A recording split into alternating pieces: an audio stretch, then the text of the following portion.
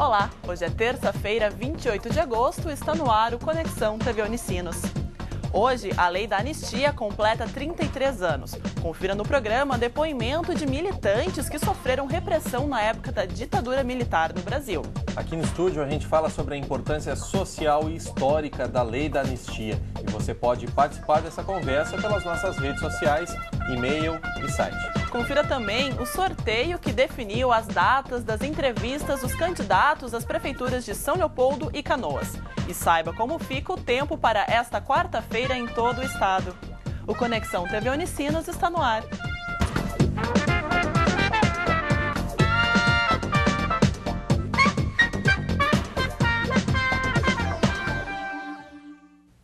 Há quase 30 anos terminava o regime da ditadura militar aqui no Brasil.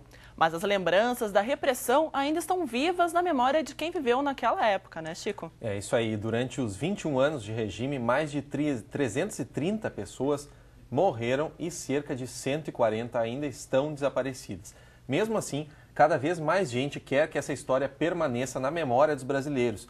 Um exemplo é a criação da Comissão da Verdade, sancionada no ano passado, que investiga violações de direitos humanos ocorridas naquela época. E aqui em Porto Alegre existe um movimento de justiça e direitos humanos que mantém viva essa história e mostra aos jovens de hoje como realmente foram aqueles anos. Acompanhe na reportagem. 31 de março de 1964. Golpe militar. Data que ficou marcada nos calendários e na memória dos brasileiros. Um período que por 21 anos foi sinônimo de repressão, tortura e lutas. Ali então cresceu em mim a vontade de que a atividade política não era mais possível fazê-la dentro de partido ou dos sindicatos. A forma como a ditadura estava reprimindo o movimento social nos colocava já naquele momento, e outros já estavam, de que a única saída era fazer uma luta clandestina. E essa luta clandestina não tinha outra forma se não fosse a luta armada. Paulo foi um dos personagens da época. Ele passou pelas mãos de militares e celas de prisões, assim como outros brasileiros que lutaram nos 4 cantos do país. Em Porto Alegre, o Palácio da Polícia, a Ilha da Pólvora e um antigo quartel foram palcos de tortura e sofrimento. Alguns desses lugares já não existem mais e o que resta fica guardado na memória. Onde hoje está essa praça no centro de Porto Alegre, ficava o quartel da Polícia do Exército, onde muitas pessoas foram torturadas e presas durante a ditadura militar. E mesmo com tudo modificado, as lembranças de quem passa por aqui não são boas. Hoje não estou feliz em olhar esse lugar, mas cada vez que eu passo por aqui, passa na retina da gente todos esses acontecimentos. As lembranças ficam. As lembranças ficam, não tem dúvida nenhuma. Essas jamais serão esquecidas. Eu fiz, sim, tratamento, aprendi a não curtir a raiva, aprendi a entender, sem que isso signifique arrependimento, aprendi a viver com as lembranças sem caracterizar isso como sofrimento. E faço disso hoje exatamente um motivo forte para continuar lutando pela democracia. Com a cabeça branca, os teus entrevistados também têm a cabeça branca. Mas cada um de nós carrega histórias de dor e de sofrimento. E isto a gente não esquece.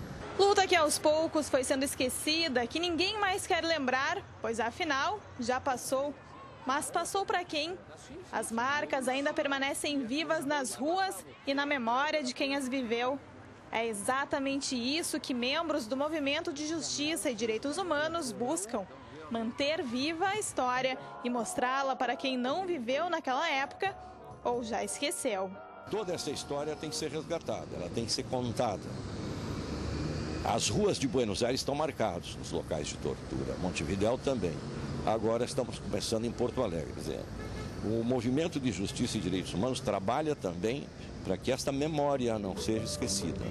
para que nunca mais se repita. É dizer claramente para a geração que está aí, para aqueles que viveram na época, mas não sabiam o que estava ocorrendo, o que realmente ocorreu. Como é que foi a tortura? Que ditadura foi essa que tento chamar de dita branda, que de branda não tinha nada? Como as pessoas eram tratadas? O que foi feito com muitos presos que estão desaparecidos até hoje? E nós estamos aí para construir uma democracia forte para que não precise mais a gente se esconder para fazer política ou para criticar os governos. O projeto Marcas da Memória vem para relembrar a época em que muitas pessoas lutaram pelos direitos, pela democracia, por um país melhor.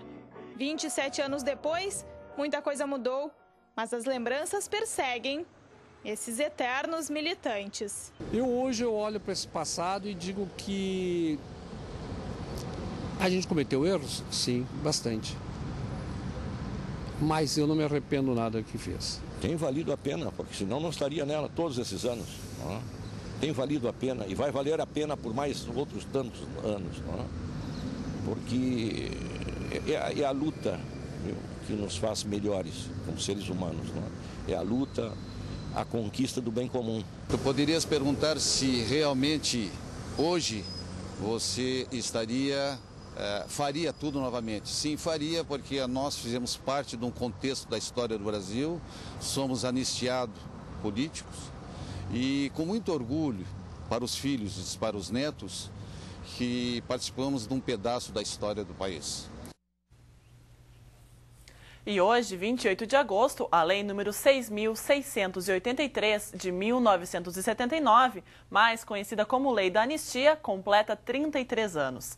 A lei é considerada o primeiro ato marcante do governo do general João Batista Figueiredo. Anulou a punição de mais de 100 presos políticos e permitiu o retorno de 150 pessoas banidas e 2.000 exiladas, que não podiam voltar ao país sob o risco de serem presas, Chico. E essa luta pela anistia no Brasil já havia começado com timidez em 1968, por meio de estudantes, jornalistas e políticos. Com o passar dos anos, o movimento foi ganhando adesão de populares. Em todo o país e no exterior, foram formados comitês que reuniam filhos, mães, esposas e amigos de presos políticos, com o objetivo de defender uma anistia ampla a todos os brasileiros exilados no período de repressão política. Chico, e para conversar sobre a importância histórica e social da aprovação dessa lei, nós recebemos aqui no estúdio Heloísa Capovilla, professora do curso de História da Unicinos, e também com a gente Fernanda Bragato, que é professora do curso de Direito da Unicinos. Olá, sejam bem-vindas. Obrigada. Professora Heloísa, em que contexto histórico e social essa lei foi promulgada? Bom, o ano de 79 era um ano em que tu tinhas uma série de questões que, ao longo dos anos 70, vieram se acumulando dentro do processo da ditadura, no caso, né, do período pós-64, que vieram se fechando e se tornando cada vez mais, como é que a gente pode dizer, cada vez mais, a corda foi esticando cada vez mais. Não é? Então, o início dos anos 70 foi toda aquela repressão, e pode-se dizer que culminou com todo o processo no Araguaia também, de mortes e de exclusão total de uma camada determinada da população brasileira, da história e da vida e da participação política, principalmente, não é? Dadas as condições de que uma ditadura nunca vai ser branda, é uma ditadura, não é? Seja ela qual for, uma ditadura nunca é uma democracia, então não há parâmetro de comparação que se possa colocar, né, como forma nesse sentido. Então, 79 havia já, porque durante o governo Geisel, tanto Geisel quanto Golbery, que eram, vamos dizer assim, o Golbery é considerado um dos arquitetos deste processo, o esgotamento do regime militar era muito claro.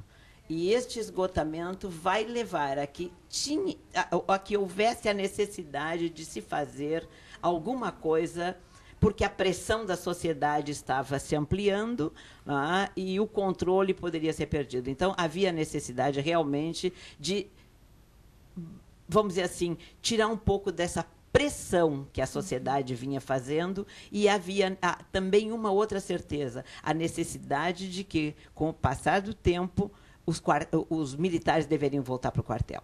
Uma condição que estava implícita a necessidade e a possibilidade da anistia. Quer dizer, a anistia está dentro deste contexto maior de esgotamento de um modelo militar repressivo que estava em andamento já há bastante tempo no Brasil. Então, dentro deste contexto e das pressões todas que a sociedade civil vinha tomando nesse sentido, é que vai se colocar a lei da anistia, né? Professor Fernando, o que representou essa lei da anistia no contexto social do Brasil daquela época?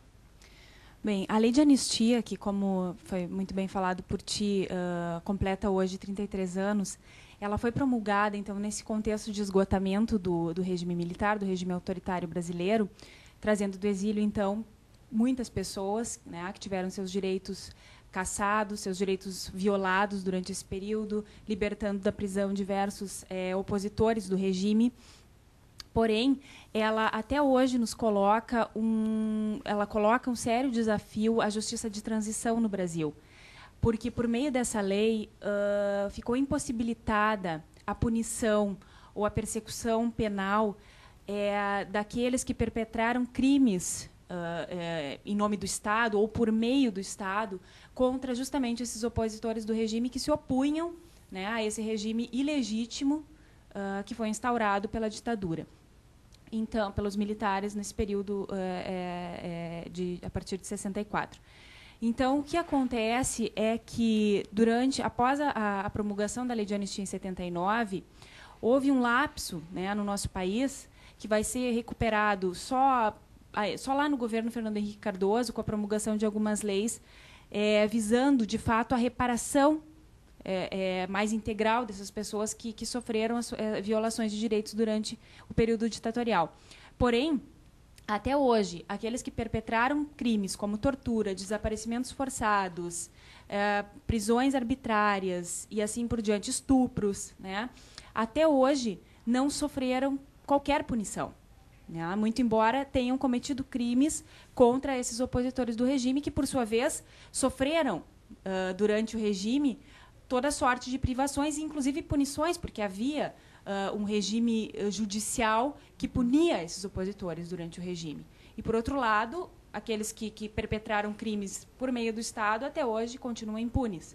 E isso, então, coloca um desafio muito sério ao nosso país em termos de justiça de transição, ao contrário do que acontece na Argentina, no Uruguai, em que o processo de transição foi muito mais levado a sério nesse sentido, porque a verdade, a memória está sendo recuperada, né? E no Brasil isso, claro, está acontecendo hoje, porém de forma muito tardia.